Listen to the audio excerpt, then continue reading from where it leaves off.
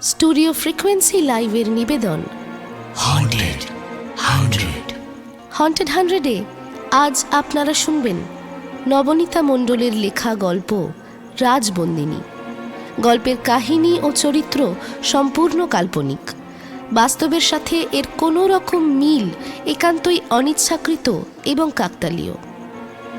লেখিকার জন্ম 1994 সালের 13 অক্টোবর হাওড়া জেলায়।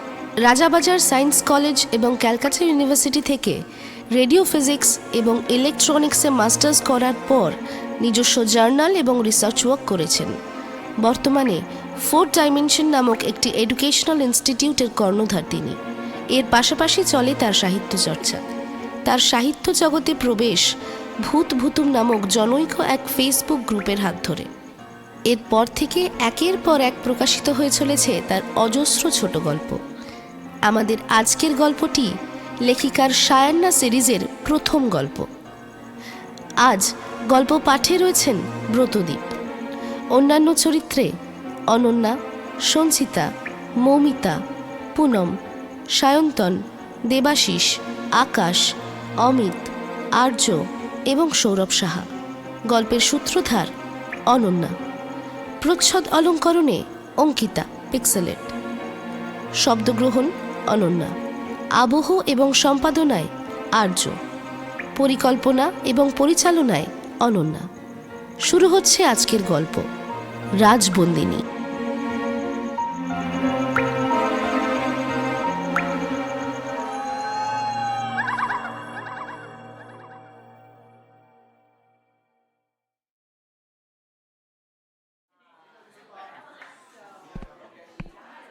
ক্লাসরুমটা একটা সবুজ শেড দেওয়া বারান্দার এক প্রান্তে। ঢুকেই মাঝের বেঞ্চের একধারে বসল সায়ান্না। বহু কাঙ্ক্ষিত আজকের দিনটি তার কাছে। না, শুধুমাত্র নতুন কলেজে প্রথম প্রবেশ বলে নয়, সপ্তম শ্রেণীতে যেদিন প্রথম সে ভৌতবিজ্ঞান বিষয়টির সঙ্গে পরিচিত হয়েছিল, সেদিনই ঠিক করেছিল এই সাবজেক্ট নিয়েই সে ভবিষ্যতে এগোবে। তারপর যত দিন গেছে ভালোবাসতে শুরু করেছে। উচ্চ মাধ্যমিক দিয়ে সবাই যখন জয়েন্ট এন্ট্রান্স দিয়ে মেডিকেল বা ইঞ্জিনিয়ারিংয়ের কথা ভাবছে, তখন গুটি কয়েক ছাত্রছাত্রী ফিজিক্স অনার্স নিয়ে এগোনোর স্বপ্ন দেখছে। সায়ান্না তার মধ্যে অন্যতম। রিস্ক নিয়েছিল মাত্র 3টে কলেজে ফিজিক্সের ফর্ম তুলে। জয়েন্ট বা অন্য বিষয়ের জন্য অ্যাপ্লাই করেনি, তাই একটু ভয় পেয়েছিল। আজ তার অবসান। আজ তার স্বপ্নকে ছোঁয়ার দিকে এক ধাপে এগিয়ে গেল সে। ক্লাসরুমটায় এখন আরও 2টো মেয়ে বসে আছে আর 3টে ছেলে, সবাই অচেনা। সায়ান্নার প্রথমেই কারোর সাথে আলাপ করতে একটু আনকমফোর্টেবল লাগে, তাই সে চুপচাপ বসে রইল।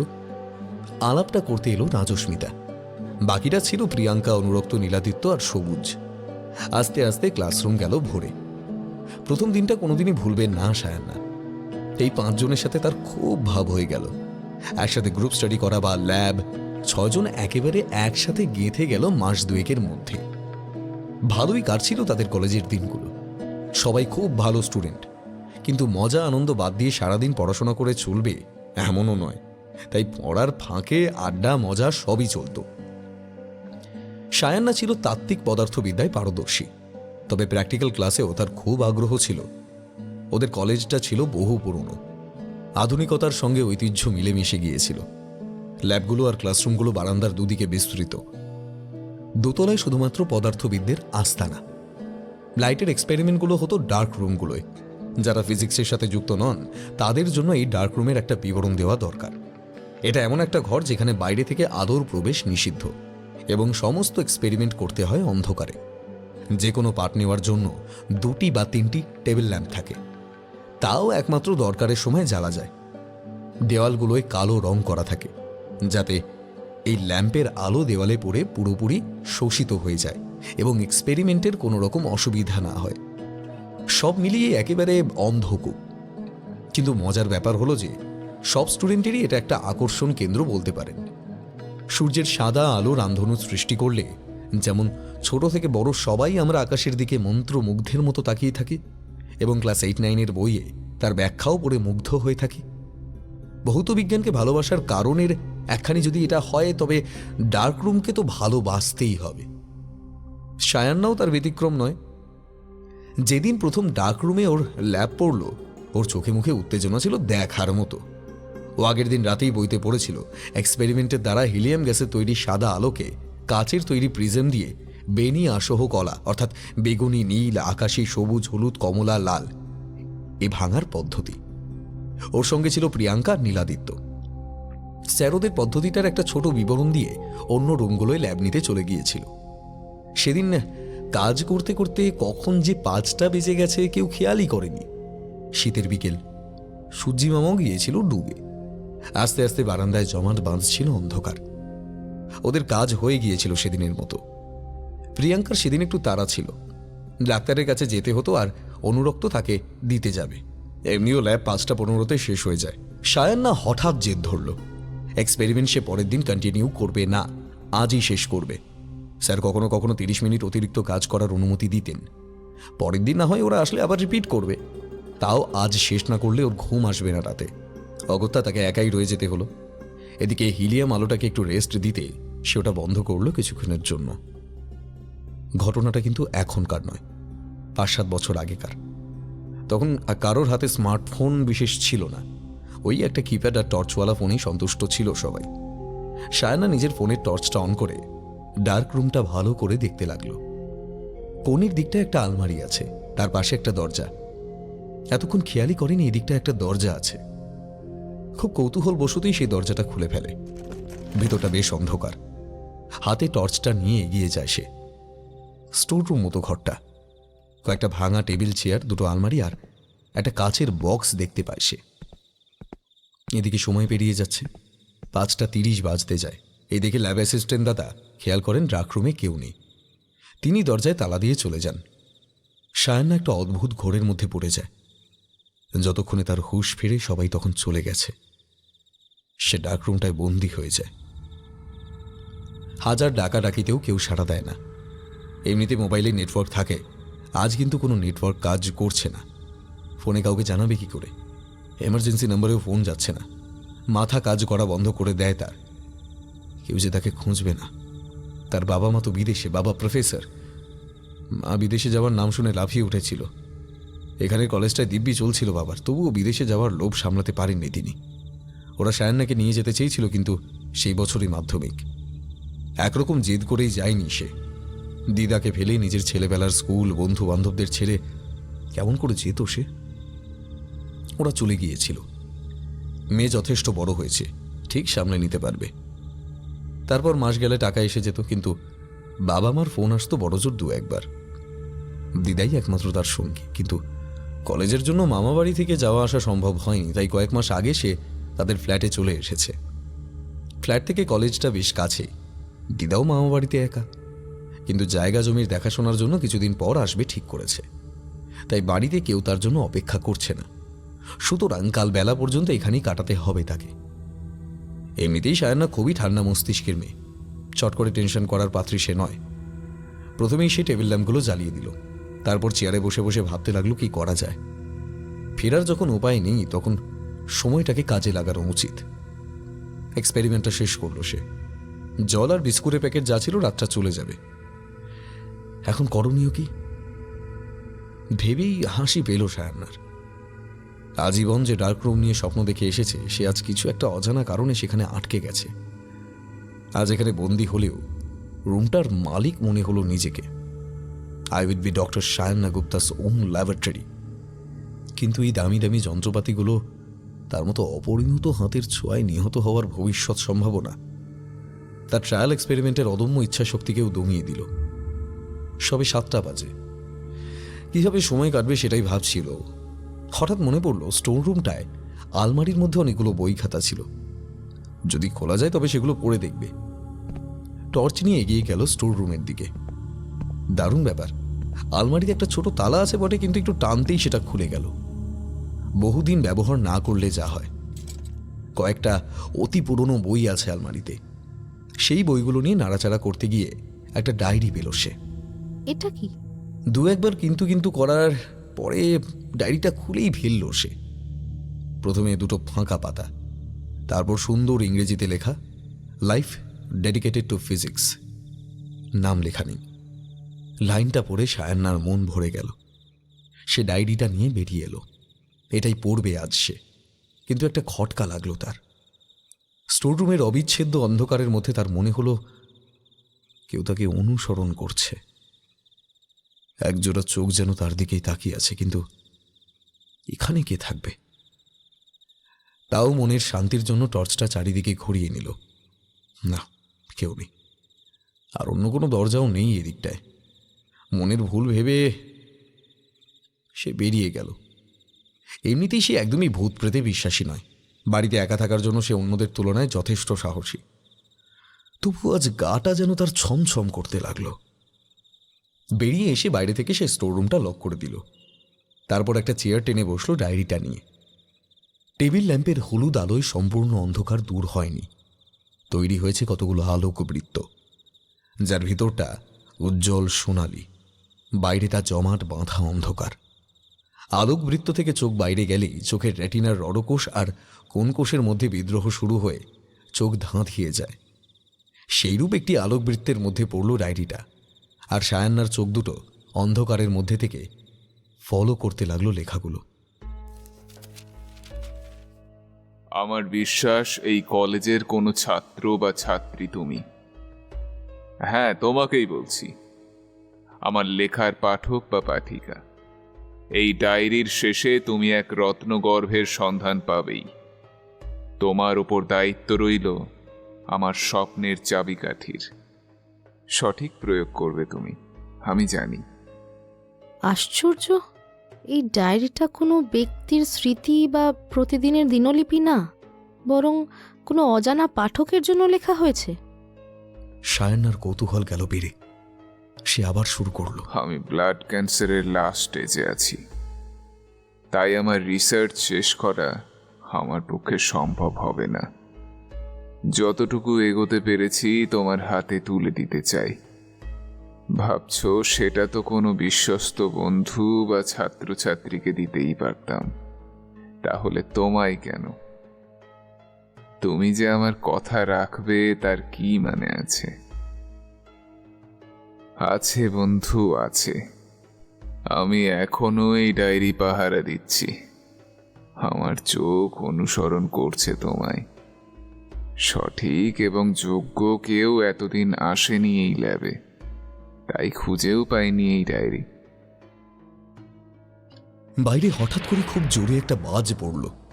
সায়ান্না চমকে উঠল। এসব কি? কি পড়ছে এসব সে? এটা কি করে সম্ভব? না, সে তো এসব কিছু বিশ্বাস করে না। তবু আজ কেন তার মনে হচ্ছে এগুলো সত্যি। হাজার চেষ্টা করেও সে পড়া থামাতে পারছে না। ডায়েরিটা তাকে টানছে। এদিকে তার একটু একটু ভয়ও করছে, কিন্তু চলে যাওয়ার তো উপায় নেই। আবার শুরু করলো। কি ভয় পেলে নাকি? সত্যি এটা আশা করিনি তোমার থেকে। আরে আমি ঘাড় মটকানো টিপিক্যাল ভূত নই, একেবারে ফিজিক্স জানা মডার্ন ভূত। যাই হোক, এবার আমার রিসার্চের কথায় আসি। ছোটবেলায় আমার ঠাকুমার কাছে ভূতের গল্প শুনতাম। আবার ভয় পেলে মা বলতো, দূর, ওসব আবার হয় নাকি। আমি পড়তাম দ্বন্দ্বে, কার কথা শোনা উচিত। খেলতে যেতে দেয় না, কম নম্বর পেলে বেধড়ক মার দেয় যে সেই জন্মদাত্রী, নাকি রোজ দুপুরে রোদে শুকনো কদবেল লুকিয়ে খাওয়ানো সেই ঠাকুমার। ভেবে দেখেছিলাম ঠাকুমার পাল্লা ভারী। যত বড় হতে থাকতাম, ভৌতিক এই থাকা না থাকার অনেক তর্কের মধ্যে পড়তাম। তখনই একজন শিক্ষকের সান্নিধ্যে আসতে পেরেছিলাম, যিনি একটু অন্যভাবে বোঝাতে পেরেছিলেন আমায়। তার মতে ফিজিক্স ব্যাখ্যা করতে পারে না এমন কিছু নাকি হয় না। তখন আমি ক্লাস 12-এ। ফিজিক্স আমার এমনি ফেভারিট সাবজেক্ট। এর দ্বারা ভৌতিক ঘটনাগুলোকে ব্যাখ্যা করতে পারলে আমার জীবন সার্থক হবে। তবে তার জন্য আগে ফিজিক্সে অনার্স নিতে হবে, আগে ফিজিক্স জানতে হবে ঠিক করে। এই কলেজেই ভর্তি হয়েছিলাম। তারপর প্যারানর্মাল রিসার্চ একাডেমিতে একটা প্রজেক্ট নিয়ে গিয়েছিলাম। গত কয়েক বছর ধরে যা কিছু পেয়েছিলাম তা তোমায় দিলাম। ক্যান্সার ধরা পড়ল, আর বেশি দিন নেই। তাই এই ডায়েরি লিখে একদিন কলেজের কিছু বই ফেরত দিতে এসে এই ডায়েরিটা চুপি চুপি রেখে যাব। আর প্রতীক্ষা শুরু এই যোগ্য উত্তরাধিকারীর। আগে একটু সহজ ভাষায় ব্যাখ্যা করি তোমায়, এরপর ক্যালকুলেশনটা তুমি আরো কিছুদিন পর বুঝতে পারবে।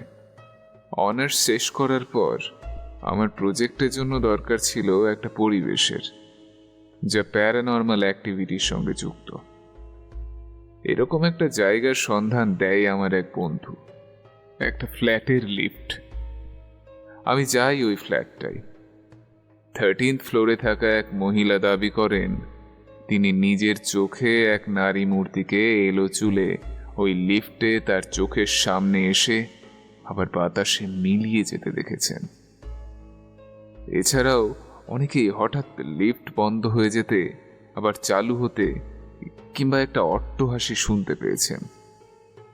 কোনো রকম যান্ত্রিক গোলযোগ পাওয়া যায়নি। ঘটনাটা তোমায় বলার কারণ আছে। আচ্ছা, এই সব কিছুর মধ্যে তোমার কি মনে হয় কোন ঘটনাটা নিয়ে আমার সবচেয়ে বেশি ভাবা উচিত? ঠিক ধরেছ, ভৌতিক মহিলার আবির্ভাব ও অন্তর্ধান। এবার ভাবো কি করে একটা মহিলা চলন্ত লিফট থেকে উধাও হয়ে যেতে পারে। আচ্ছা, আমরা সকলেই তো সিনেমা দেখি। সিনেমার চরিত্রগুলো বাস্তবে ত্রিমাত্রিক বা 3 ডাইমেনশনাল, কিন্তু আমরা তাদের 2D ইমপ্রিন্ট অন স্ক্রিন পেয়ে থাকি। ঠিক সেই রকমই প্যারানর্মাল এন্টিটির আলাদা কোনো মাত্রা আছে, কোনো ডাইমেনশন যা 3Dর থেকেও বেশি। আইনস্টাইনের বিশেষ আপেক্ষিকতাবাদ তত্ত্বে আমরা nth অর্ডার রিমেনিয়ান স্পেসের কথা জানতে পারি।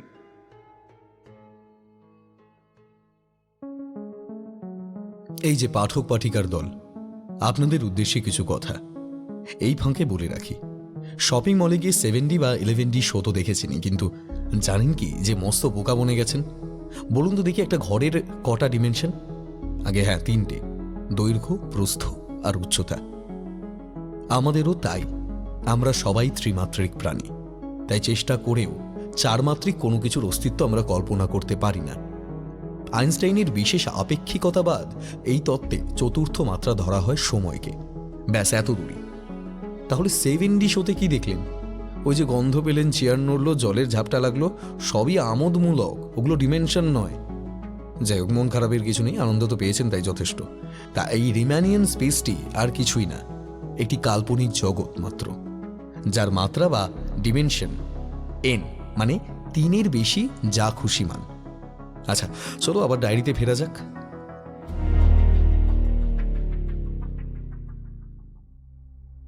ধরে নাও ভৌতিক ব্যাপারটা অনেকটা সেই রকম।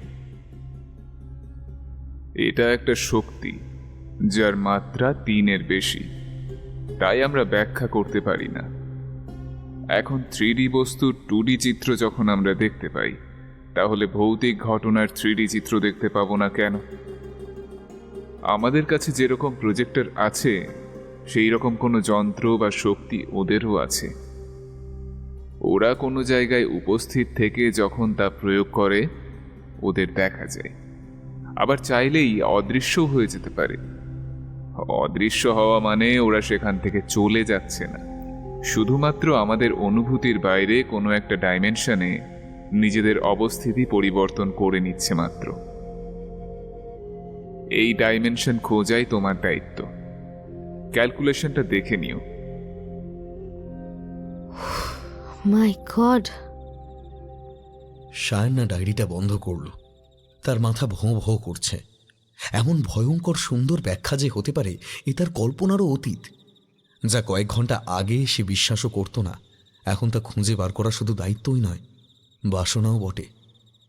এদিকে ঘড়ির কাঁটা 12টা পার করল। রুমের অন্ধকারটা আরো গাঢ় হয়ে এলো।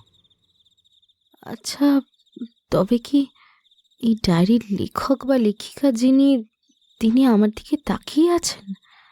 কিন্তু তিনি যদি না চান, তাহলে আমি তো অনুভব করতে পারবো না। সায়ান্নার ভয় ও ভালো লাগা দুই মিশে এক অদ্ভুত অনুভূতির সৃষ্টি হয়েছে। চাঁদের পাহাড়ের শঙ্কর যখন আগ্নেয়গিরির সামনে এসেছিল আর সমগ্র পাঠক মহল তা অনুভব করেছিল অনেকটাই সেরকম। ঘরের তাপমাত্রা হঠাৎ কমে গেল। শীতকালে তাপমাত্রা রাতের দিকে কমে যায় বটে, কিন্তু এমন হঠাৎ করে নয়। আলোকবৃত্তগুলো দু একবার কেঁপে উঠল। এবার সত্যি ভয় পেয়ে গেল মেয়েটা। দপ করে নিভে গেল আলোগুলো। অমনি বাইরে জোরে একটা বাজ পড়ল। সব অন্ধকার, কিচ্ছু দেখতে পেল না সে। তবুও অনুভব করতে পারল কেউ একটা আছে সেখানে, সে ছাড়াও। স্টোররুমের দরজায় একটা শব্দ হলো। তারপর একটা জমাট বাঁধা শীতলতা এগিয়ে এলো তার দিকে। ডায়েরির পাতা উল্টানোর শব্দ। কাঠ হয়ে দাঁড়িয়ে রইল সায়ান্না। কিছু বলতে চাইল, কিন্তু গলা দিয়ে শব্দ বেরোলো না। পেন দিয়ে খসখসে শব্দ। তারপর সব চুপচাপ। কয়েক সেকেন্ড পর আলো জ্বলে উঠল। ডায়েরির পাতায় পরিষ্কার লেখা, অল দ্য বেস্ট সায়ান্না। ধপ করে চেয়ারে বসে পড়ল সে। শুরু হলো এক অধ্যায়। আকাশে কালো মেঘের ঘনঘটা। মুহুর্মুহু বাজ পড়ছে। 8th ফ্লোরে বসে বসে সায়ান্না অপেক্ষা করছে অনুরক্তর ফোনের। সকাল থেকেই মনটা খারাপ হওয়ারই কথা। কাল বাসন্তী পুজো, আর আজ এরকম আবহাওয়া একদমই বরদাস্ত করা যায় না।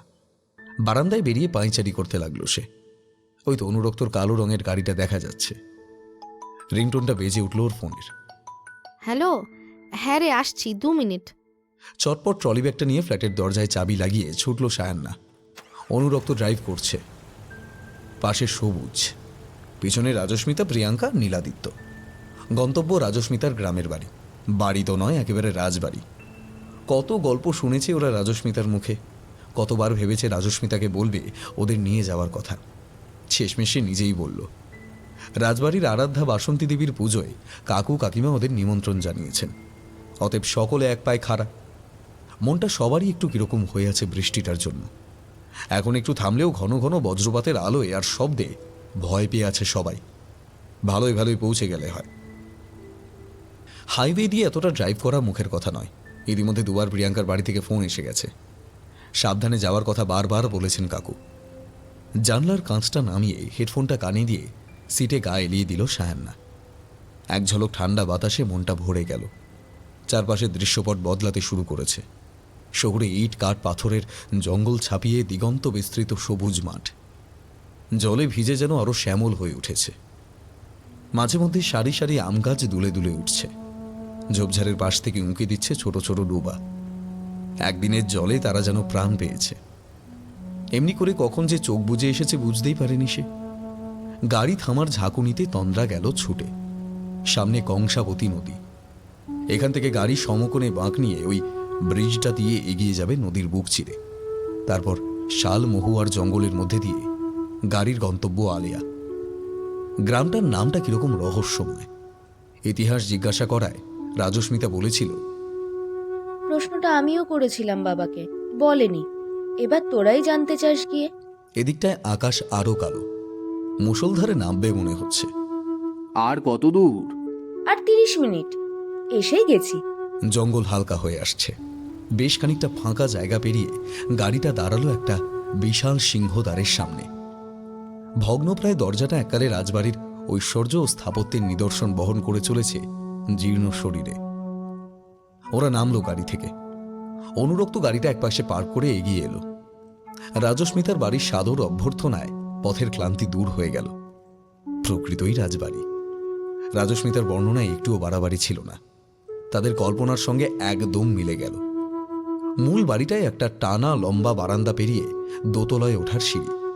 নিচে কম করে খান্ত্রিশেক তালাবন্ধ ঘরের সামনে দিয়ে এলো তারা।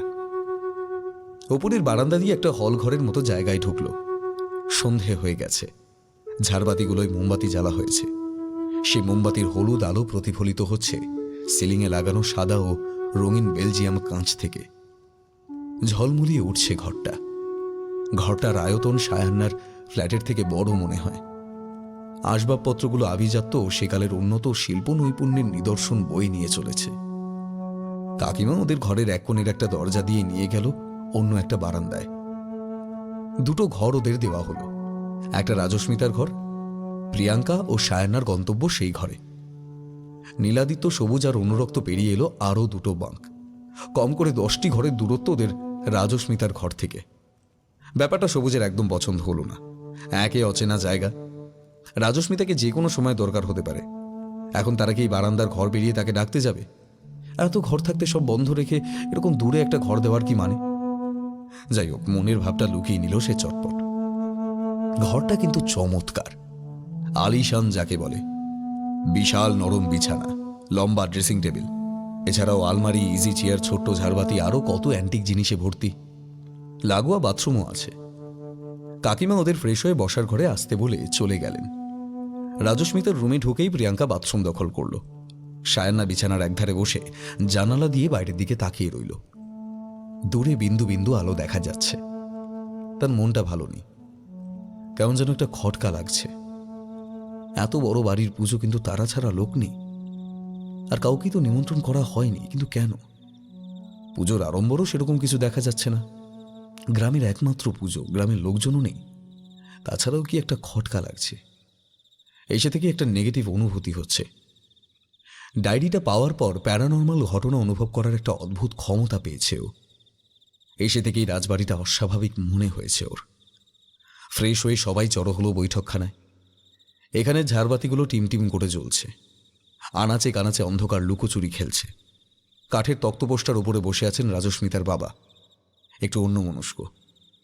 ওরা ঘরে ঢুকতেই সম্বিত ফিরে ব্যস্ত হয়ে পড়লেন। সবাই বসতে রাজস্মিতার মা সবার জন্য লুচি, আলুর দম, নানা রকম মিষ্টি নিয়ে হাজির হলেন। খিদে পেয়েছিল সবার। চটপট প্লেট একেবারে সাফ হয়ে গেল। রাজস্মিতার বাবা কিছু একটা বলতে চাইছিলেন, গলা খাঁকড়িয়ে শুরু করলেন। তোমরা সবাই এসেছো, আমরা খুব খুশি। এখানে বিদ্যুৎ আছে, কিন্তু আমরা বাসন্তী পূজার 3 দিন আগে থেকেই সব আলো বন্ধ রাখি। শুধুমাত্র মোমবাতি ও প্রদীপের আলোয় মায়ের আরাধনা করি। এখনই তোমাদের এই বাড়ির কিছু ইতিহাস জানাতে চাই। হয়তো আগেই জানানো উচিত ছিল, কিন্তু সেক্ষেত্রে তোমরা আসতে রাজি হতে কিনা জানি না। অনেকবার রাজস্মিতা আমায় বলেছে তোমাদের নিমন্ত্রণ করার কথা, কিন্তু আমি ওকে না বলেছি। তার কারণ আছে। সবাই একে অপরের মুখের দিকে তাকালো। রাজস্মিতা অপ্রস্তুত হয়ে পড়ল। মনে মনে ভাবল, বাবা এসব কি বলছে? কেনই বা বলছে? তার প্রেস্টিজের 12টা না বাজালেই নয়। উফ। তবু চুপ রইল। মিস্টার রায়চৌধুরী শুরু করলেন। আমাদের নদী তীরের শ্মশানে এক সাধিকা আশ্রয় নিয়েছিলেন। অদ্ভুত এক ক্ষমতা ছিল তার। মৃত পায়ে কোনো মানুষের কপালে হাত রেখে তিনি তার জীবনে কি ঘটেছে বা তার ভবিষ্যৎ কি, কখন মৃত্যু ঘটবে, শেষ বাসনা কি, সব বলে দিতে পারতেন। সবাই সেই সাধিকাকে মাতৃরূপে পূজা করতে লাগলো। আবার ঠাকুরদার দাদা তখন রাজবাড়ির স্বর্গে সর্বা। বড় ঠাকুমাকে সবাই রানীমা বলে ডাকত। সেই রানীমা পরপর 4টি মৃত সন্তান প্রসব করেছিলেন। 5বার তিনি সন্তান সম্ভবা। শরীর খুব খারাপ। গ্রাম শুদ্ধ সবাই দিনরাত রানীমার মঙ্গল কামনায় বাসন্তী পূজা করার জেদ ধরল। কুলপুরোহিত ঠিক করলেন এই পূজার পর পূর্ণিমার আগের দিন এক বিশেষ পূজা হবে। আরাধ্যা দেবী মা বাসন্তীর এক নতুন মূর্তি করা হলো তাঁরই নির্দেশে, সম্পূর্ণ অন্যরকম। রাজামশাই রাজি হলেন। মূল পূজার পর সেই বিশেষ পূজা আজও হয়ে আসছে আমাদের বাড়িতে। সেই সূত্রেই তোমাদের আশা। মায়ের পূজার সেই বিশেষ দিনে সকালে সেই সাধিকা হঠাৎ উপস্থিত। তিনি বললেন, আজই মারা যাবেন রানীমা। এক কন্যা সন্তানের জন্ম দেবেন তিনি। সেই কন্যা রাজবাড়ির অভিশাপ। এক অদ্ভুত শক্তি জন্ম নেবে তার মধ্যে। মাত্র 15 বছর আয়ু হবে তার, কিন্তু তার মধ্যেই এই গ্রামের সমস্ত উন্নতি অবনতিতে পরিণত হবে। কোনো শত্রু রাজা তন্ত্রবিদ্যা কাজে লাগিয়ে এই কাজ করেছেন। মৃত্যুর পরেও তার অভিশাপ থাকবে। প্রতি বাসন্তী পূজায় গ্রামের এক যুবতী কন্যার মৃত্যু হবে। সবাই স্তম্ভিত, কি করা উচিত কেউ বুঝতে পারছে না। রাজামশাই প্রশ্ন করলেন, মুক্তির পথ কি মা? এমন সর্বনাশ যে হতে দেওয়া যায় না। এই বংশের দ্বিতীয় কন্যা সন্তান এবং তার খুব কাছের এক বান্ধবী মুক্তি নিয়ে আসবে। দ্বিতীয় কন্যা হবে রাজবন্দিনী। তার জন্মের 21তম বাসন্তী পূজার 7 দিনের মধ্যে যদি সেই মেয়েকে খুঁজে পাওয়া না যায় তবে তার মৃত্যু অবধারিত। তাকে মুক্ত করবে সম্পূর্ণ নতুন জ্ঞানলোকে আলোকিত সেই মেয়ে। কোনো পুরনো তন্ত্র মন্ত্র সেখানে খাটবে না। মা বাসন্তীর কৃপায় অমঙ্গল কেটে যাবে। এরপর কালো ছায়া গ্রাস করল গ্রামকে। সবাই মা বাসন্তীর কাছে গ্রামের মেয়েদের ও রানীমার প্রাণ ভিক্ষা করতে লাগলো। পূজা শুরু হলো। রানীমার প্রসব বেদনা উঠল। এক কন্যা সন্তানের জন্ম দিয়ে তিনি মারা গেলেন।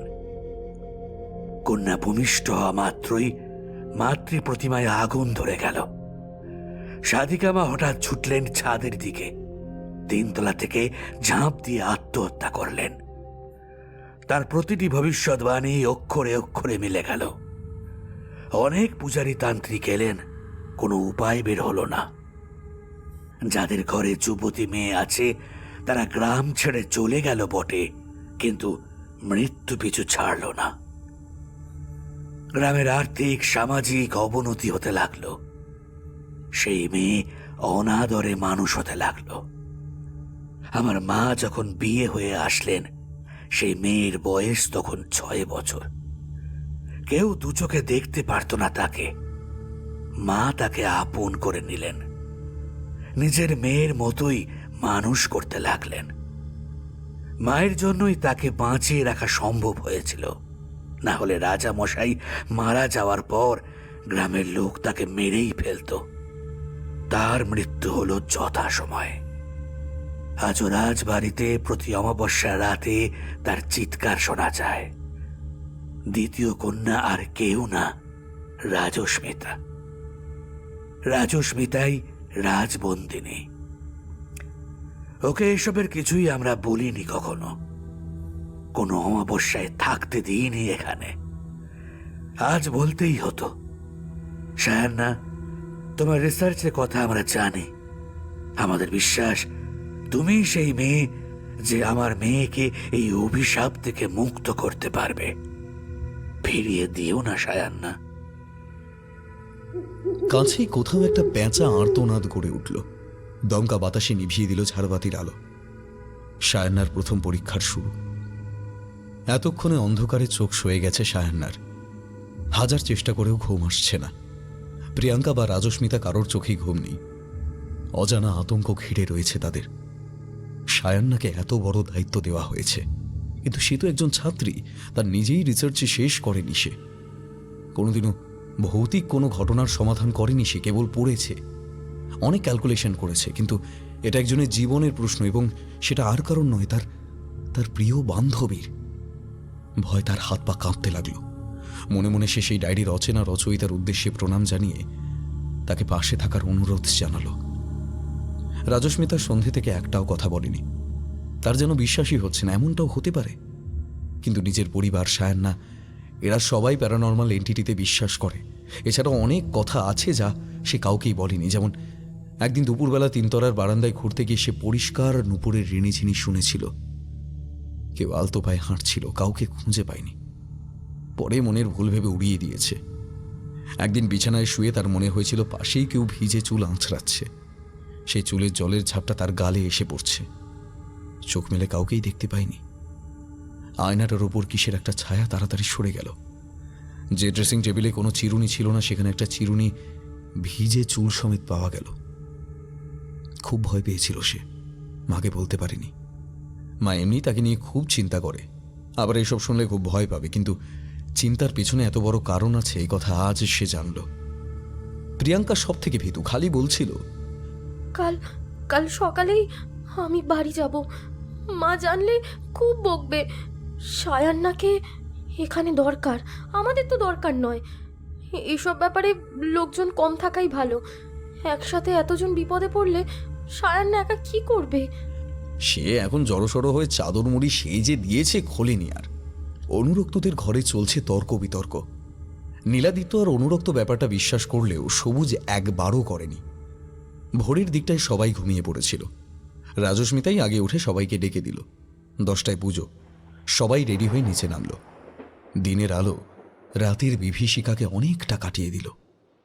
বৃষ্টিটা কিন্তু টানা পড়েই যাচ্ছে। আকাশটাও কালো করে এক অজানা ভয়ে গুমড়ে রয়েছে।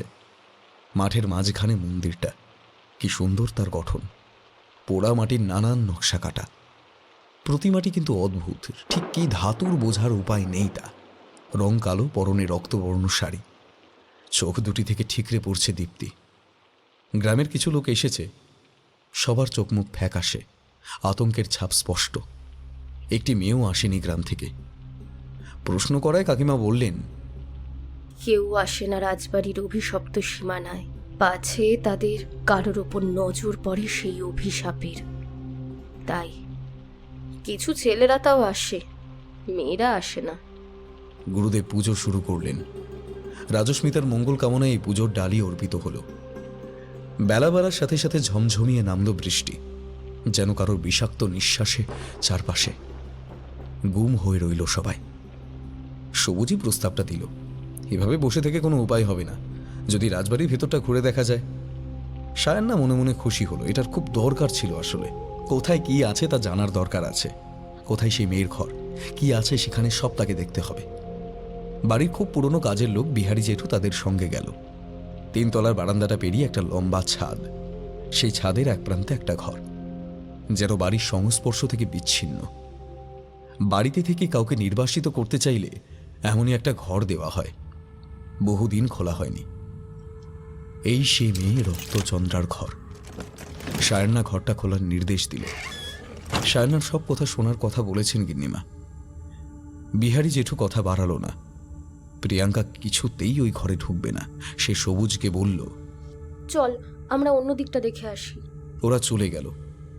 ঘরটা খুলতেই একটা ভ্যাপসা গন্ধ নাকে আসলো। না জানি কতদিন বন্ধ ছিল। মোমবাতির আলোয় কিছুই ঠিকমতো চোখে পড়ে না। বিহারী জেঠুকে তাড়াতাড়ি জানালাগুলো খুলে দিতে বলল অনুরক্ত। ভিজে বাতাসে আর আবছা আলোয় এবার ঘরটা দাঁড়ানোর উপযোগী হলো কিছুটা। ঘরের মাঝে একটা প্রকাণ্ড বিছানা, তার চারপাশে একটা ড্রেসিং টেবিল। সেই দিকেই এগিয়ে গেল সায়ান্না। কয়েকটা চিরুনি রয়েছে, আরও রয়েছে চুড়ি, কাজল কৌটো, আতরের শিশি, খোঁপার কাঁটা ইত্যাদি অতি সামান্য সেকালের মেয়েদের প্রসাধনের জিনিসপত্র। পাশে একটা আলমারি, সেটা খোলা হলো। সেখানে কিছু পুরনো শাড়ি গয়না রয়েছে। ঘরের কোথাও তন্ত্রবিদ্যার ছাপ পাওয়া যায়নি।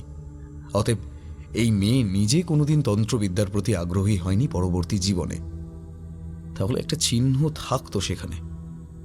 এটাই একটা প্লাস পয়েন্ট, আশার আলো আছে। সায়ান্নার মনে হলো জানালার আলোটা ঘরের এক কোণে পৌঁছয়নি। সেই দিকে এগিয়ে গেল রাজস্মিতা।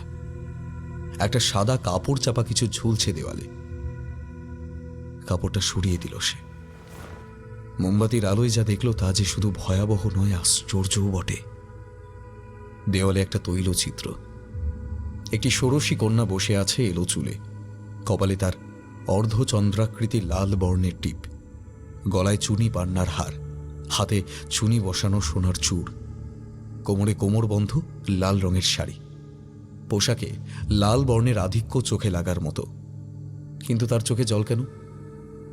জল কি নাকি রক্ত? রক্ত অশ্রু তার দুগাল বেয়ে নেমে এসেছে।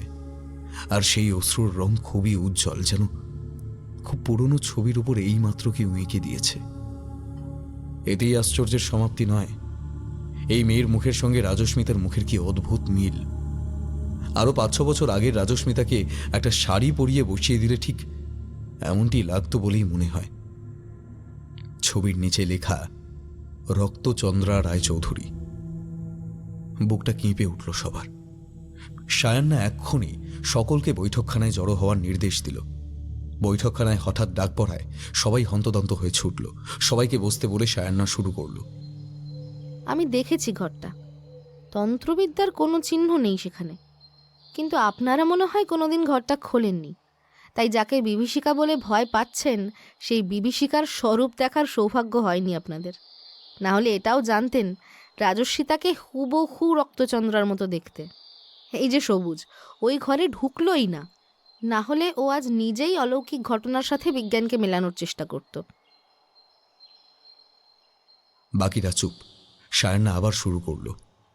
কাকু, আপনার মা মানে রাজস্বিতার ঠাকুমা রক্তচন্দ্রাকে নিজের মেয়ের মতো ভালোবাসতেন। যদিও তিনি সম্পর্কে বৌদিদি হতেন, তবুও মাতৃহারা ওই মেয়েটির মা হয়ে উঠতে পেরেছিলেন তিনি। তার মনে রক্তচন্দ্রার ছবি গভীরভাবে এঁকে যায়। ওই মেয়ের মৃত্যুতে তিনি অসহ্য কষ্ট পেয়েছিলেন। আপনারা কোনোদিন রক্তচন্দ্রার ছবি দেখেননি, কিন্তু আপনাদের সন্তানের মুখের সাথে ওই মেয়ের মুখের এমন মিল আর কিছুই না, জিনবাহিত। ওই মেয়ের মুখমণ্ডল আপনার মায়ের জিনের সঙ্গে আপনার শরীরে আসে প্রচ্ছন্নভাবে, আর প্রকট হয় আপনার কন্যা সন্তানের মধ্যে। সায়ান্না একটু থামল। আবার ঘরে নিস্তব্ধতা। এই ব্যাখ্যার উত্তর সবুজের কাছেও নেই, সম্পূর্ণ বিজ্ঞানসম্মত। এই কারণেই তো অনেক সময় মানুষের মুখের সঙ্গে পূর্বপুরুষদের মিল পাওয়া যায়। সায়ান্না বলে চলল, তন্ত্রবিদ্যা আর কিছুই না, একজনের শক্তি অন্যজনের কাজে লাগানো, অর্থাৎ একজনের ক্ষতি করে অন্যজনের লাভ। শক্তির সংরক্ষণ নীতি বলে শক্তি সৃষ্টি বা ধ্বংস করা যায় না, এক শক্তি থেকে অন্য শক্তিতে রূপান্তরিত হয় মাত্র। যিনি রানীমার ক্ষতি করেছিলেন, তিনি আপনাদের বংশ ধ্বংস করার সাথে সাথে নিজের বংশের উন্নতি করেছিলেন। রানীমার গর্ভের সন্তানের মধ্যে মন্ত্র বলে নেগেটিভ এনার্জি প্রবেশ করানো হয়, তাই তার আগমনে অশুভ সংকেত দেয় প্রকৃতি। কিন্তু সেই মেয়ের পজিটিভ দিকও তো ছিল, সেটা কিন্তু কেউ ভেবে দেখেনি। যে কোনো মানুষেরই পজিটিভ নেগেটিভ দুটো দিকই থাকে, কোনটাকে আমরা আলিঙ্গন করব তার উপর নির্ভর করে সেই শক্তির উন্মাদনা। কিন্তু দুর্ভাগ্য এই যে সবাই নেগেটিভ দিকটাই গ্রহণ করলো। স্বভাবতই সেই মেয়ে বঞ্চিত হলো সকলের ভালোবাসা থেকে। একা থাকতে থাকতে তার মনের মধ্যে দুঃখ, ক্ষোভ, হতাশার জন্ম নিল। সে বুঝতে পারছিল গ্রাম শুদ্ধ সবাই তার মৃত্যু চায়। সম্ভবত তার কোনো বন্ধুও ছিল না, একা একটা ঘরের মধ্যে দিন কাটত তার। আপনার মায়ের ভালোবাসা তাকে মাতৃ অভাব বুঝতে দেয়নি ঠিকই, কিন্তু অভাব ছিল পিতার, বন্ধুর। তার সেই যন্ত্রণাই তার ছবিতে রক্ত অশ্রুর চেহারা নিয়েছে। অভিশাপের শুরুর শিকার সে, আর রাজস্বিতা অভিশাপের শেষ শিকার হতে চলেছে। একটি লাইনের দুটি প্রান্তবিন্দু তারা দুজন। প্রকৃতি কিন্তু তার ছন্দ মেনেই চলে, তাই একজন যদি নেগেটিভ এনার্জি হয়, অপরজন অবশ্যই পজিটিভ এনার্জি। শেষ করে সায়ান্না রাজস্মিতার দিকে তাকালো। দেখ, তোর শক্তি দিয়েই কিন্তু রক্তচন্দ্রার আত্মাকে তোকে পজিটিভ দিকে নিয়ে আসতে হবে। বহুদিনের ক্ষোভের সাথে অভিশাপ মিলে আছে ওর জীবনে। সেই অভিশাপকেই আপন করে এত দিন ও এই গ্রামের ক্ষতি করেছে। কেউ ওকে বোঝায়নি এই গ্রামটা ওর নিজের। মানুষগুলো আপন হয়েও ওকে পর হিসেবে বিবেচনা করেছে। তাই যে কার্যসিদ্ধি করতে চেয়েছে সে সফল হয়েছে। এর বদলে ছোটবেলা থেকে যদি ওকে আপন করে নিত মানুষ, ভালোবাসতে শেখাতো, তাহলে ও নিজেই নিজের ভেতরের অশুভ শক্তিকে নাশ করতে পারত। যাক, যা হয়ে গেছে তা নিয়ে কথা বলে তো আর লাভ নেই। এখন কি করণীয় সেটা ভাবতে হবে। আমি বেশ বুঝতে পারছি এতে মারাত্মক প্রাণের ঝুঁকি আছে, সেটা তোর ওপরেই সবচেয়ে বেশি।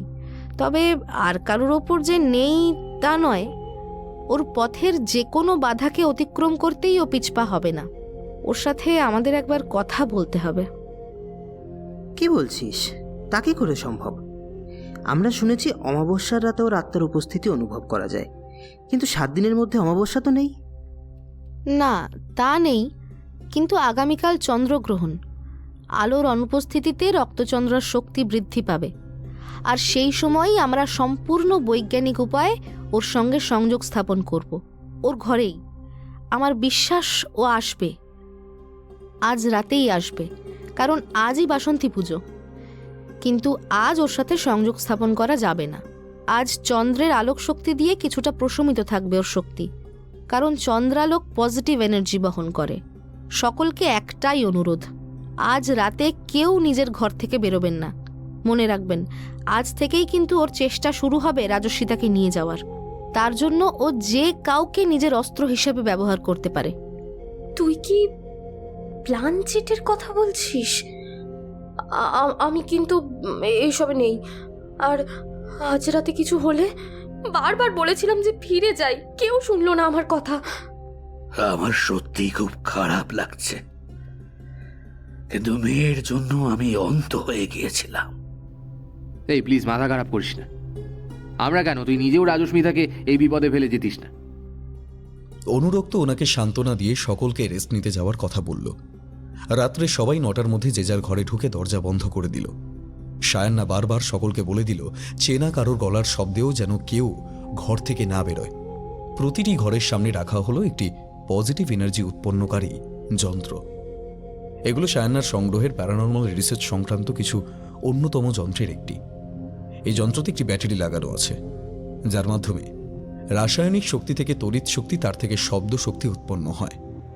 আর সেই শব্দ আর কিছুই না, ওম। এর বারংবার পুনরাবৃত্তি।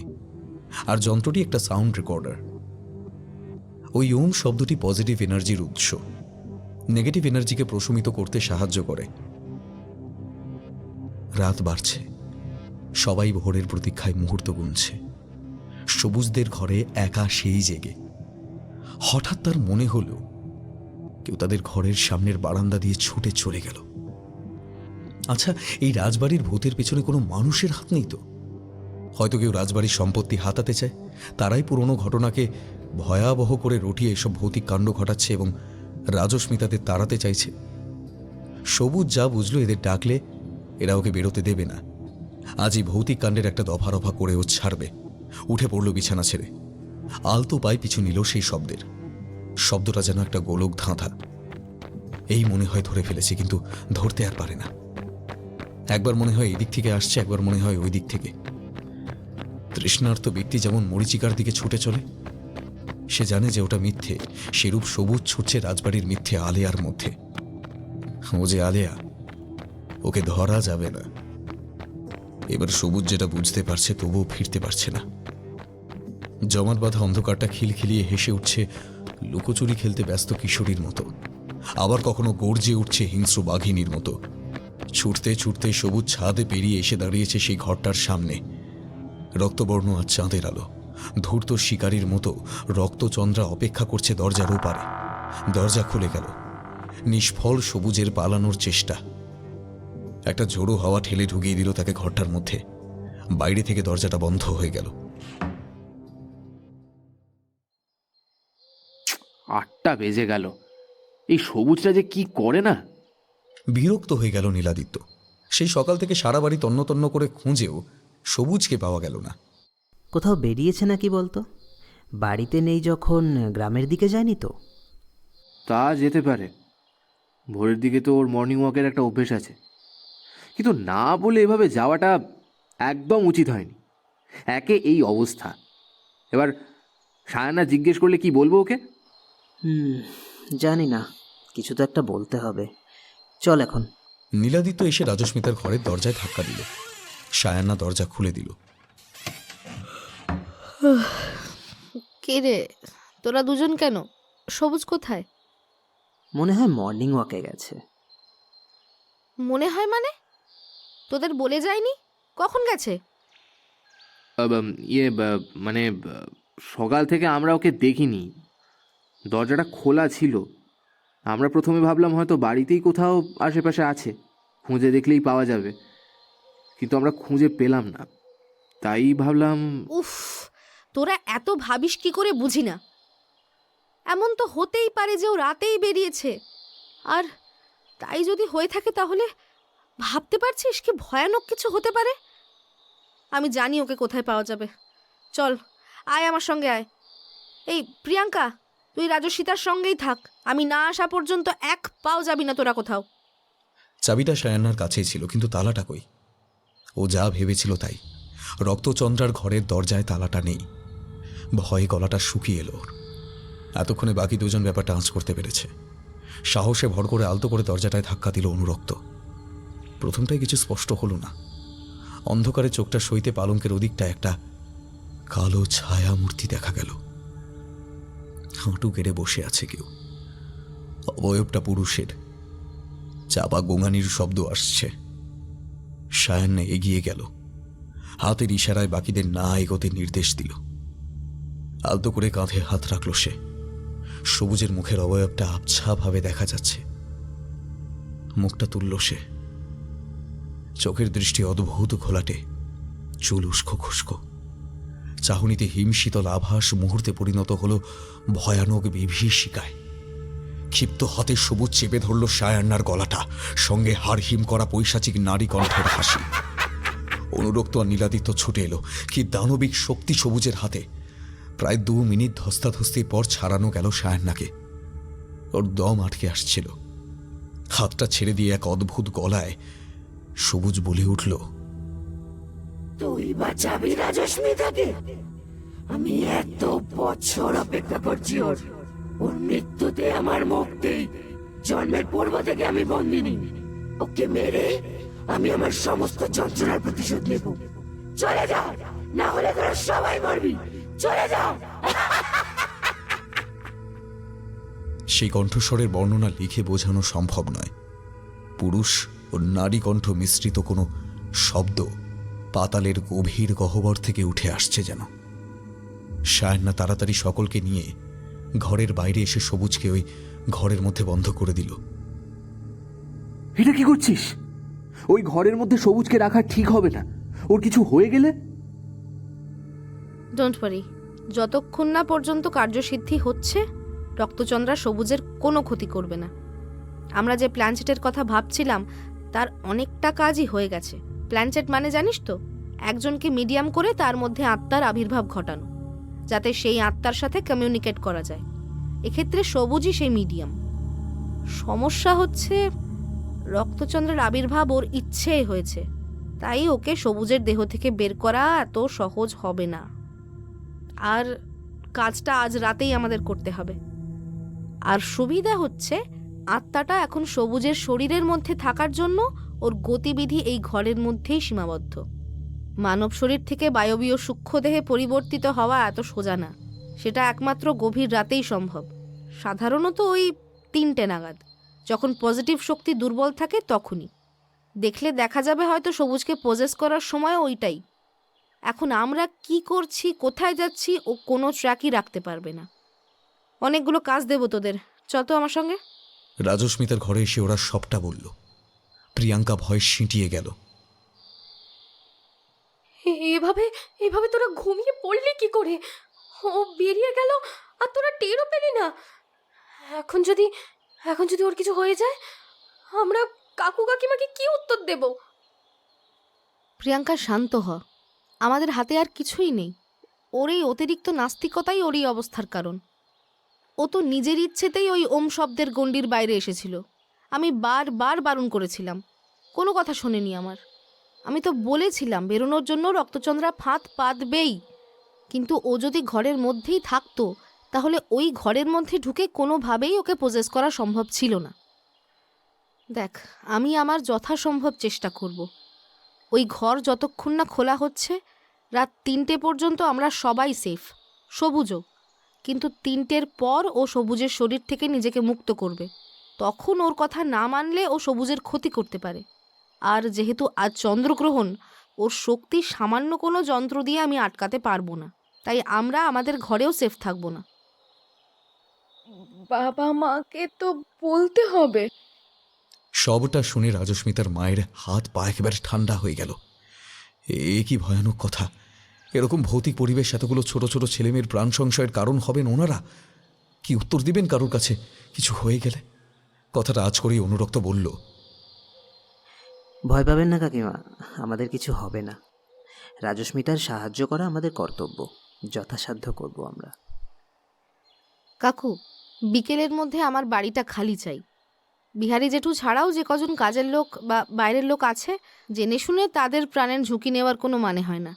আপনি ওদের ছুটি দিয়ে দিন, চলে যেতে বলুন। রাজস্বিতা, প্রিয়াঙ্কা আর আপনারা এখানেই থাকুন। কোনো কৌতূহল বশত ওই ঘরের কাছাকাছি কেউ যাবেন না। আর আমরা তিনজন একটু বাইরে বেরোবো, একটা ইনফরমেশন লাগবে। আচ্ছা কাকু, এরকম কাউকে কি চেনেন যিনি রক্তচন্দ্রার মৃত্যুর আগের সমস্ত ঘটনার প্রত্যক্ষদর্শী এবং এখনো বেঁচে আছেন? কারোর মুখে শুনে নয়, বরং নিজেই যিনি আমাদের নিজের অভিজ্ঞতা বলতে পারেন, এমন কেউ? হ্যাঁ, আমাদের পুরোহিত মশাইয়ের বাবা। উনি এর আগে রাজপুরোহিত ছিলেন, বয়স প্রায় 90। তাঁর যৌবন বয়সের ঘটনা। কিন্তু উনি তো খুব অসুস্থ, কথা বলেন খুবই কষ্টে। তিনজন বেরিয়ে পড়ল। রাজবাড়ির পেছন দিয়ে শালমহুয়ার জঙ্গলের মাঝ বরাবর পায়ে হাঁটা একটা অস্থায়ী রাস্তা। লাল মাটি ভিজে একবারে পিচ্ছিল হয়ে রয়েছে। আজ বৃষ্টির বেগ একটু কম, কিন্তু টিপটিপ করে একঘেয়ে পড়েই চলেছে। আকাশের মুখ ভার, প্রকৃতি যেন অজানা ভয়ে নিশ্চুপ হয়ে ডুকরে ডুকরে নিঃশব্দে চোখের জল ফেলছে। জঙ্গলটা পেরিয়ে উত্তর দিকে একটা নাট মন্দির, তারই পাশে একটা ছোট্ট পুকুরে একটা বাড়ির প্রতিবিম্ব দেখা যাচ্ছে। ওইটাই রাজপুরোহিতের বাড়ি। নীলাদিত্য ভিতরে গেছে বয়স্ক মানুষটার অনুমতি নিতে। সায়ান্না একভাবে পায়চারি করছে, স্থির হতে পারছে না।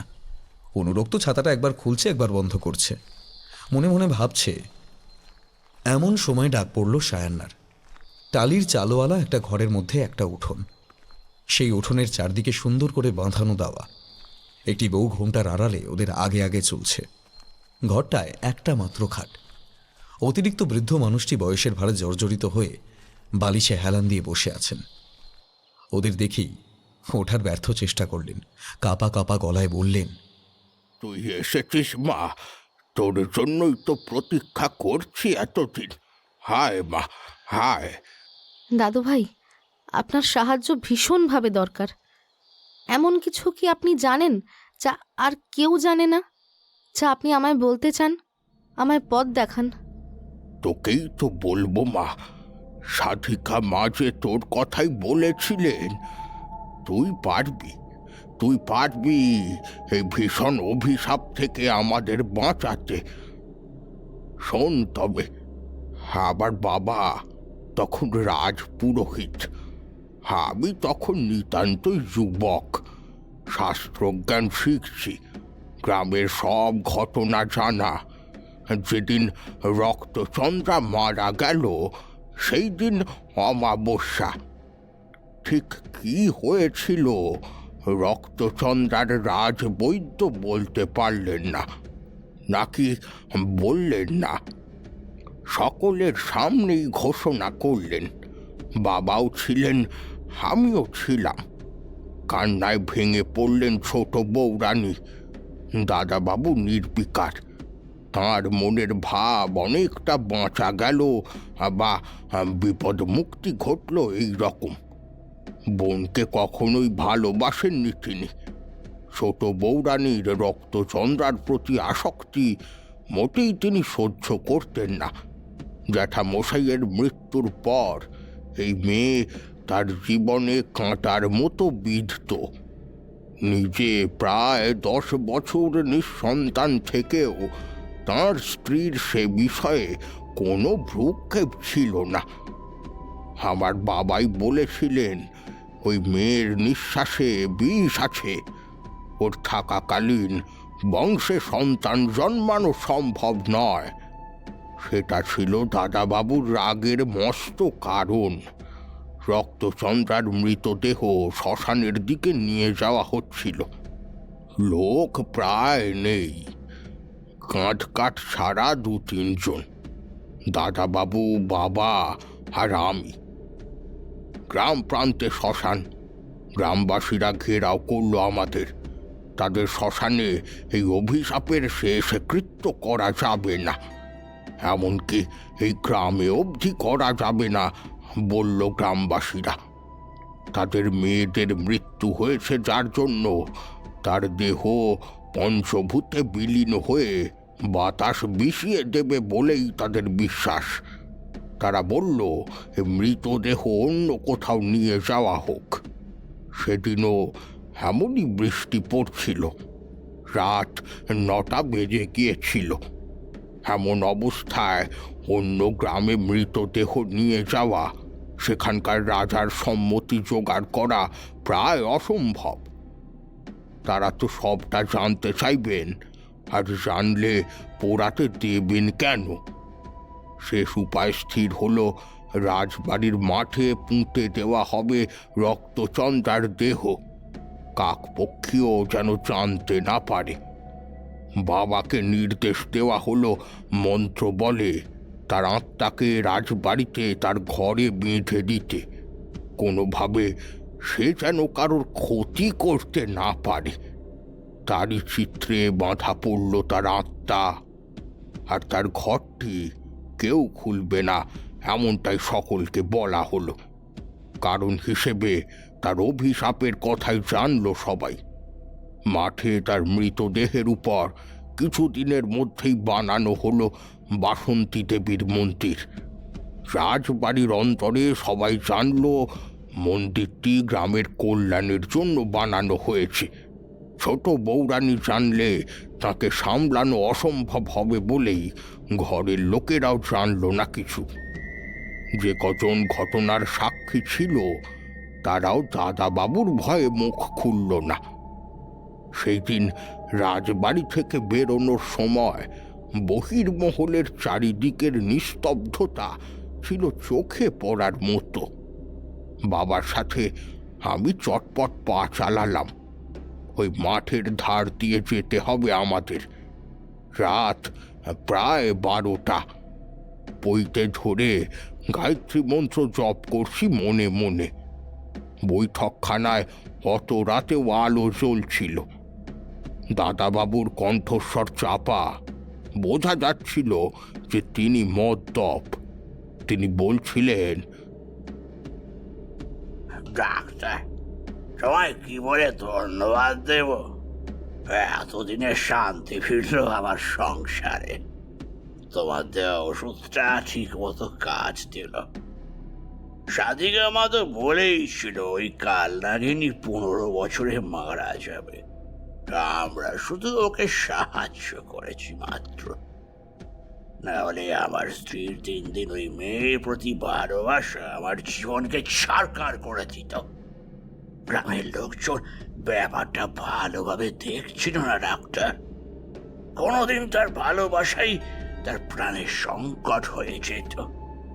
রক্তচন্দ্রাকে রাস্তা থেকে সরাতেই হতো। আমার পাওনাটা কিন্তু ও কিছু ভেব না। তোমার হাসপাতাল তৈরির সমস্ত খরচ আমার। তুমি নিশ্চিন্ত থাকো। ভয়ে আমার সারা গা ঘামে ভিজে গেল। বাবা আমায় চুপ থাকতে ইশারা করলেন। কিছু না বলে আমরা অতি সন্তর্পণে চলে এলাম। এসে বাবা আমায় বোঝালেন প্রতিবাদ করে কোনো লাভ নেই। দাদাবাবু আমাদের গ্রাম ছাড়া করবেন। আমরা গরিব, এখানে আমাদের পাশে গ্রামের মানুষও থাকবে না। কারণ যে মারা গেছে তার প্রতি কেউ সদয় নয়। বৃদ্ধ থামলেন। সায়ান্নার চোখে জল। জানিস মা, সেই রাতেই রক্তচন্দ্রা বাবার স্বপ্নে এলো। কি ভয়ানক তার রূপ! চোখে রক্ত অশ্রু, মুখে মুখে তার ভয়ানক পৈশাচিক হাসি। তোর বন্ধনে বাঁধবো আমি? হ্যাঁ, মুক্ত হব আমি। তাকে মারার জন্য আসবো আমি। আর ততদিন অভিশাপের কবলে তোদের গ্রাম জ্বলবে। সবার আগে জ্বলবি তুই। সব জেনেও মিথ্যের সাথে তুই। সবার আগে তোর ক্ষতি হবে, তোর। পরদিনই বাবা অসুস্থ হয়ে পড়লেন। মৃত্যুশয্যায় তিনি সবটা আমায় বলে 3 দিনের জ্বরে মারা গেলেন। এটাকেই আমরা পরম ক্ষতি ভেবেছিলাম, কিন্তু এতেই আমাদের শাস্তি শেষ হয়নি। সেই বছরের বাসন্তী পুজোয় আমার 21 বছরের ফুটফুটে বোনটা আমার বোনটা চলে গেল। প্রথমবার একজন ব্রাহ্মণ কন্যা বলি হলো অভিশাপের। এর আগে অভিশাপ আমাদের ছোঁয়নি।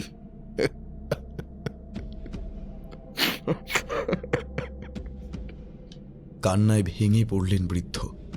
সায়ন্না তার হাতটা নিজের হাতে ধরে তাকে সান্ত্বনা দিয়ে বলল, দাদু ভাই, অতীত আমি বদলাতে পারবো না।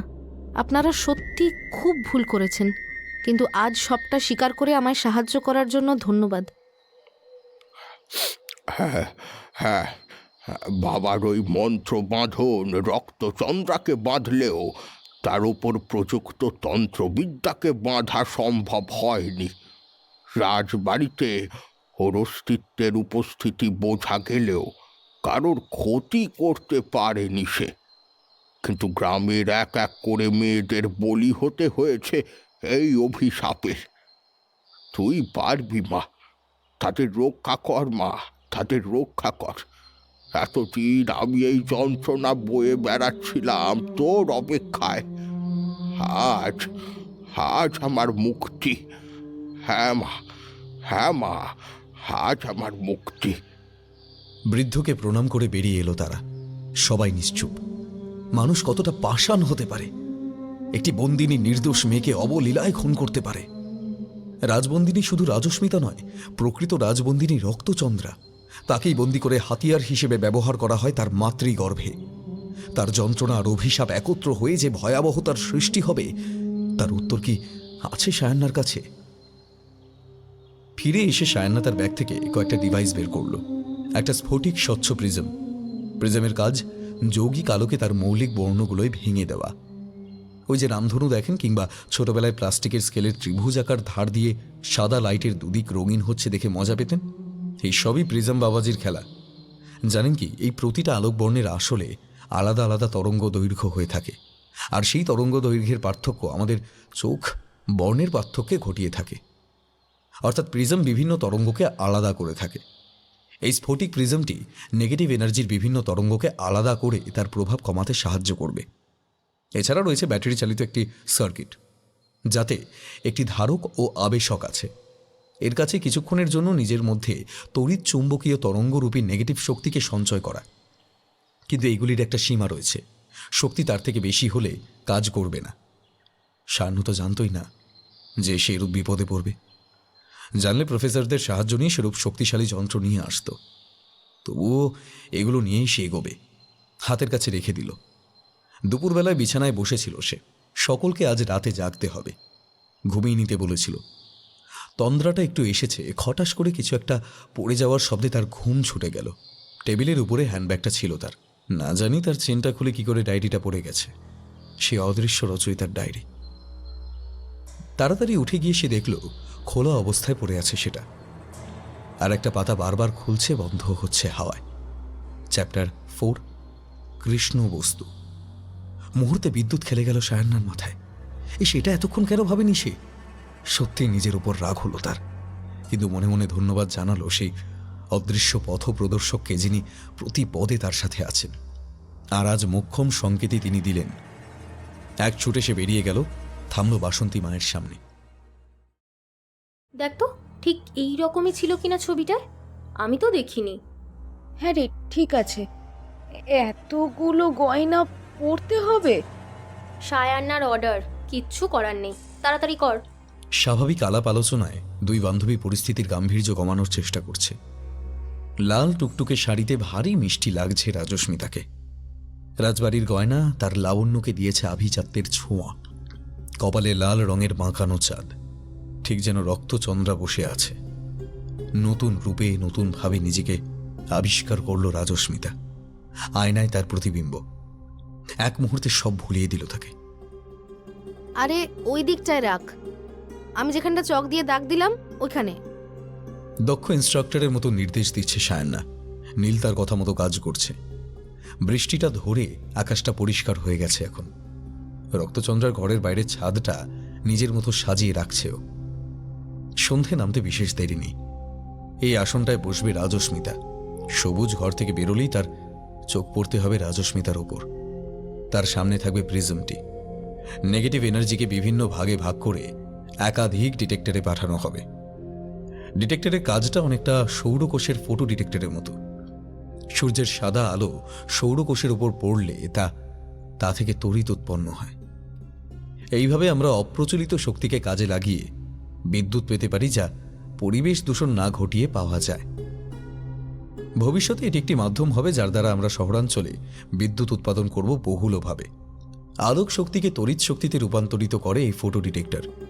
এখানে ডিটেক্টর নেগেটিভ এনার্জিকে তড়িৎ শক্তিতে রূপান্তরিত করে সার্কিটে পাঠাবে। সেখানেই জমা হবে রক্তচন্দ্রার শক্তি, কিন্তু তা সাময়িক।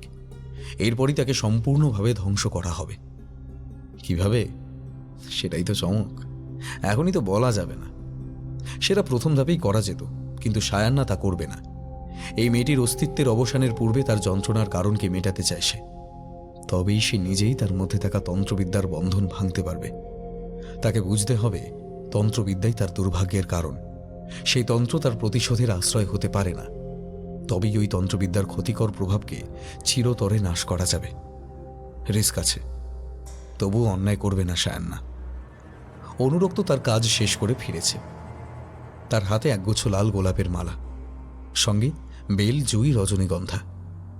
ছাদটা মিষ্টি সুবাসে ভরে গেছে। ফুলের গন্ধ মানুষের মনকে শান্ত করে, ডিপ্রেশন, রাগ কমাতে সাহায্য করে। আত্মারাও তার ব্যতিক্রম নয়। অনেক গল্পে বা বাস্তব ঘটনায় শোনা যায় প্যারানর্মাল এন্টিটি তার উপস্থিতি বোঝানোর জন্য মিষ্টি সুবাসের আশ্রয় নেয়। তাই এই ফুল দিয়ে সাজানো হবে ছাদটাকে। জ্বালা হবে অনেকগুলো মোমবাতি। চাঁদে গ্রহণ লাগবে 2:10। তখনই খোলা হবে রক্তচন্দ্রার ঘরটা। রাত 2:03। একটা রিনি রিনি শব্দ এগিয়ে আসছে বারান্দা দিয়ে। ছাদে একা দাঁড়িয়ে সায়ান্না। সমস্ত ব্যবস্থা পাহারা দিচ্ছে সে। শব্দটা এসে থামল বারান্দার শেষ প্রান্তে। হাতে মোমবাতি নিয়ে এসেছে রাজস্মিতা। মোমবাতির হলুদ আলোয় অদ্ভুত মোহময়ী দেখাচ্ছে তাকে। আস্তে আস্তে ছাদে এসে জড়ো হলো সবাই। রাজস্মিতাকে তার আসনে বসতে বলা হলো। বাকি প্রত্যেককে তামার তার দিয়ে তৈরি একটা বৃত্তের মধ্যে দাঁড়াতে অনুরোধ করল সায়ান্না। কোনো অবস্থাতেই কেউ সেখান থেকে বের হবে না, এমনই নির্দেশ দেওয়া হলো। সেই বৃত্তটি তামা নির্মিত হওয়ার জন্য নিজের মধ্যে চক্রাকারে তড়িৎ প্রবাহ ঘটিয়ে নেগেটিভ এনার্জিকে প্রবেশ করতে দেবে না। চারপাশে অনেক মোমবাতি জ্বলছে। শিখাগুলো তীর করে কাঁপছে, যেন অজানা আতঙ্কে তাদের প্রাণ ওষ্ঠাগত। সায়ান্না দরজাটা খুলে দিল। দরজা খোলার শব্দে চোখ মিলল ঘরের ভিতরের আতঙ্কটি। এগিয়ে এলো দরজার দিকে। ফুঁপিয়ে ফুঁপিয়ে কাঁদেছে সে। আরো কিছুটা এগিয়ে আসতে তার মুখে মোমবাতির আলোটা পড়ল। কি বিভৎসতা জড়িয়ে আছে সেই মুখে, তা ভাষায় বর্ণনা করা যায় না। যারা আগে দেখেনি তারা শিউরে উঠল। মূর্তিটির চোখ পড়ল রাজস্মিতার দিকে। মুহূর্তের জন্য হকচকিয়ে গেল সে। কাকে দেখছে সে? আজ রাজস্মিতাকে অবিকল তার মতো লাগছে। আর আরো কিসের মিষ্টি গন্ধ চারপাশে। বৌদিদি এমনই সুন্দর ফুল দিয়ে সাজিয়ে দিত তার ঘর। বাগানে যাওয়ার অনুমতি ছিল না তার। ঘরের বাইরে সে প্রায় যেতই না। তাই রোজ সকালে বৌদিদি নিজে আসতো ফুল নিয়ে।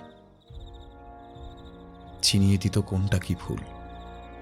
সেই যে সে মারা গেল, আর এলো না বৌদিদি। কতবার সে যেতে চাইল, ডাকতে চাইল, কিন্তু বৌদিদিকে কবজ তাবিজ দিয়ে তার থেকে কেড়ে নিল ওরা। প্রাণ ভরে প্রশ্বাস গ্রহণ করল সে। তারপর সে ভয়ঙ্কর পুরুষ নারী মিশ্রিত গলায় বলে উঠল, এবার আমার মুক্তির সময় এসেছে। তোকে মেরে আজ আমার মুক্তি। এগিয়ে আয়, আয় বলছি। পজিটিভ শক্তি সর্বদাই নেগেটিভের দিকে আকৃষ্ট হয়। রাজস্মিতা হিপনোটিসের মতো এগিয়ে গেল। তার হাতটা ধরে ফেলল সায়ান্না। বলল, যাবে, ও নিশ্চয়ই যাবে, তবে অভিশপ্ত রক্তচন্দ্রার কাছে নয়, ওর পিসি ঠাম্মার কাছে। তুই কি পাগল হলি রে? আমি পিসি চাম্মি হওয়ার জন্য অপেক্ষা করছিলাম বুঝি? রাস্তা ছাড়, নইলে তুই মরবি সবার আগে। না, ছাড়বো না। আগে তোমায় আমার কথা শুনতে হবে, তারপর আমি তোমায় সাহায্য করব। তুই তুই সাহায্য করবি আমায়? তোদের সব নাটক আমি জানি। সরে যা, সরে যা এখান থেকে। কিছুই জানো না তুমি। জানো কি আমরা সবাই তোমায় কতটা ভালোবাসি? ভালোবাসা? ভালোবাসার মানে কি আমি বুঝি না। এই যে রাজস্মিতা, জন্মানোর পর থেকে ওকে ওর বাবা মা আগলে রাখত। যদি আমি মেরে ফেলি সেই ভয়ে এদিকে আসতে দিত না। খিলখিলিয়ে হেসে উঠল সবুজ রূপী রক্তচন্দ্রা। তার হিংস্র চোখ দুটি রাজস্মিতার উপরে স্থির। সায়না দেখল সে কথার উত্তর দিচ্ছে। এই সুযোগ। মানসিক রোগীকে যেমন কাউন্সেলিংয়ের মাধ্যমে সারিয়ে তোলা হয়, প্যারানর্মাল রিসার্চে ওই একই পদ্ধতির কথা বারবার বলা হয়েছে। তারই প্রয়োগ করবে সায়না। বেশিরভাগ ক্ষেত্রে দেখা যায় কোনো অতৃপ্ত বাসনা বা কোনো লাঞ্ছনার শিকার হয়ে মৃত্যুর পর পৃথিবীর মোহ কাটাতে না পেরে সেখানে আবদ্ধ হয়ে যায় আত্মারা। তাদের শুধু শেষ করা বা ধ্বংস করা কাজ নয় প্যারানর্মাল রিসার্চারদের, তাদের যন্ত্রণার অবসান ঘটানো কাজ তাদের। যাই হোক, মূল ঘটনায় ফিরি। সে তুমি বলতেই পারো, কিন্তু তোমার বৌদিদি, সেও কি তোমায় ভালোবাসেনি? মানছি যা হয়েছে অন্যায় হয়েছে, কিন্তু এই গ্রাম রাজবাড়ি সব অভিশপ্ত। যে অভিশাপ দিয়েছে সে তোমায় ব্যবহার করেছে, আর যারা মুক্ত হতে চেয়েছে তারাও তোমায় ব্যবহার করেছে। কিন্তু এতে রাজস্বিতা বা গ্রামের সেই মেয়েগুলোর কি দোষ? দিনের পর দিন যাদের মৃত্যু হয়েছে তোমার মতোই তারাও তো নির্দোষ, আর যারা দোষী তারা তো কেউ বেঁচেই নেই। না, নেই, তাতে আমার কিচ্ছু যায় আসে না। আমি আমার কাজ শেষ করলে মুক্তি পাবো। আমার কাজ রাজস্মিতাকে খুন করা। একদমই না। দেখো একবার ওর দিকে তাকিয়ে, ও তো তোমারই প্রতিচ্ছবি। ওকে খুন করে নিজের অস্তিত্বকে খুন করবে তুমি? আর তোমার বৌদিদির শেষ স্মৃতিচিহ্নকেও? তার বদলে তোমার উপর প্রযুক্ত তন্ত্রবিদ্যার কুপ্রভাবকে খুন করো তুমি। হ্যাঁ, তুমিই পারবে, একমাত্র তুমিই পারবে, যার জন্যে এই অবস্থা তাকে খুন করতে। রাজস্বিতার মধ্যেই এই গ্রাম তোমায় ফিরে পাবে। তুমি মুক্ত হবে অভিশাপ থেকে। কিভাবে সম্ভব? সম্ভব।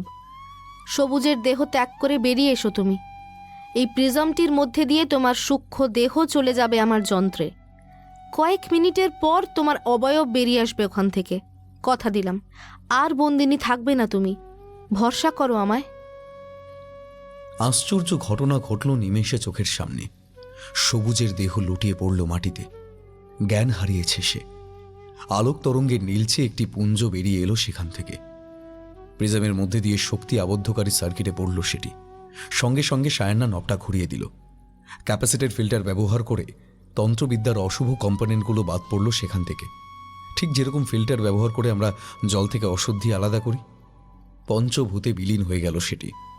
কয়েক মিনিট পর দৃষ্টিপটে ফুটে উঠল রক্তচন্দ্রার অবয়ব, মুখে স্মিত হাসি। আজ আমার অনেকটা ভালো লাগছে। সব রাগ ক্ষোভের অবসান ঘটল আজ, কিন্তু আমার কাজ সম্পূর্ণ হলো না, তাই আমাকে এখানেই থেকে যেতে হবে। তুমি মুক্তি চাও? আমি থাকতে এভাবে বন্দী হয়ে থাকতে হবে না তোমায়। চাই, বৌদিদির কাছে চলে যেতে চাই। বেশ, তৈরি হয়ে নাও তবে। শেষবারের মতো রাজস্মিতাকে দু চোখ ভরে দেখল রক্তচন্দ্রা। সত্যি তো, তার মধ্যেই বেঁচে থাকবে সে, আর কিছুই চায় না সে। সাদা কভার থেকে সায়না বের করে আনলো বাসন্তী মায়ের মূর্তিটা। সেটার সামনে আসা মাত্রই মূর্তিতেই বিলীন হয়ে গেল রক্তচন্দ্রার অবয়ব। শেষ হল বিভীষিকার, মুক্তি পেল রাজস্মিতা। 1 মিনিট, আপনারা যাচ্ছেন কোথায়? এত ফিজিক্স পড়ালাম আর শেষটা ব্যাখ্যা করব না? অবশ্য না করলে আপনারা আমায় আস্ত রাখবেন না জানি। এবার একটা প্রশ্ন করি, মনে করে বলুন তো, বাসন্তী প্রতিমার রং কি ছিল? ঠিক ধরেছেন, কালো। এবার বলি কি দিয়ে তৈরি? প্রথমে তা সায়ান্না বুঝতে পারেনি, কিন্তু তার পথপ্রদর্শক তাকে বুঝিয়ে দেয় প্রতিমার রংটা আসলে কৃষ্ণ বস্তু। আদর্শ কৃষ্ণ বস্তুর কাজ হলো সমস্ত রেডিয়েশন শোষণ করা, তাকে পুনরায় সঠিক অবস্থায় বিকিরণ করা।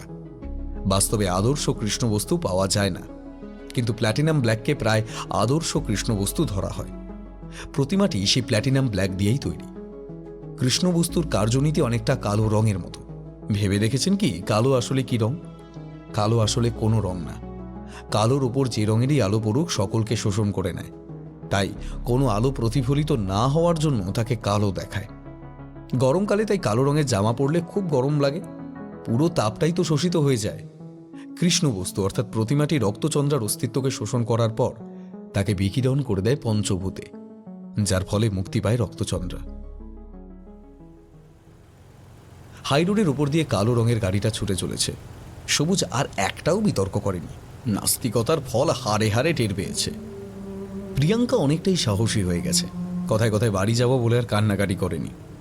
নিজেই রক্তচন্দ্রার ঘরটা পরিষ্কার করে দিয়েছে সকলের সঙ্গে। রাজস্মিতা কিছুদিন ওই ঘরেই থাকবে, সে ফেরেনি। অনুরক্ত আর নীলাদিত্যর মধ্যে বিতর্ক চলছে কে সায়ান্নার উপযুক্ত অ্যাসিস্ট্যান্ট হবে ভবিষ্যতে তা নিয়ে। মুখে স্নিগ্ধ হাসি নিয়ে গাড়িটা ড্রাইভ করছে সায়ান্না, একেবারে সাবলীল হাতে।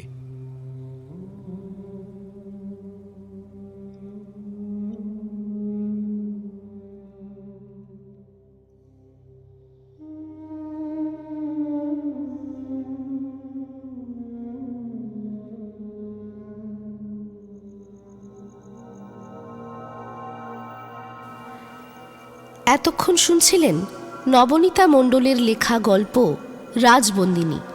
গল্পটি কেমন লাগলো অবশ্যই আমাদের কমেন্ট বক্সে জানান। আপনার লেখা বা পছন্দের কোনো গল্প শুনতে আমাদের মেল করতে পারেন frequencylive5@gmail.com এই ঠিকানায়, এবং ফলো করতে পারেন আমাদের ফেসবুক পেজ হন্টেড 100। হন্টেড 100-এর আরও নতুন নতুন গল্প শুনতে সাবস্ক্রাইব করুন আমাদের ইউটিউব চ্যানেল। শুনতে থাকুন Haunted 100